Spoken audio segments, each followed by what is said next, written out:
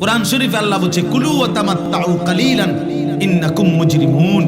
আল্লাহ বলছে নাফরমান, সমস্ত নাফরমানি সত্ত্বেও কিছু সময়ের জন্য দুনিয়া খাও, ভোগ করো, কোনো অসুবিধা নাই, শুধু মনে রাখো ওয়াইলুন ইয়াউমাইদিল লিল মুকাদ্দিবিন, সমস্ত মিথ্যাবাদী নাফরমান সেদিন কিন্তু জাহান্নাম।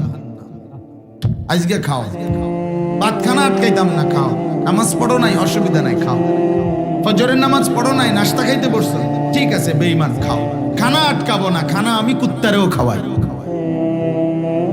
খানা আমি কুত্তারেও খাওয়াই, বেটা তোরে আটকামু কেন, খা তুই, কোনো অসুবিধা নাই। কিন্তু আখিরাতে এক ঢোক পানিও মিলবে না, এক লোকমা খাবারও মিলবে না, সেজদা ছাড়া, গোলামি ছাড়া, বন্দেগী।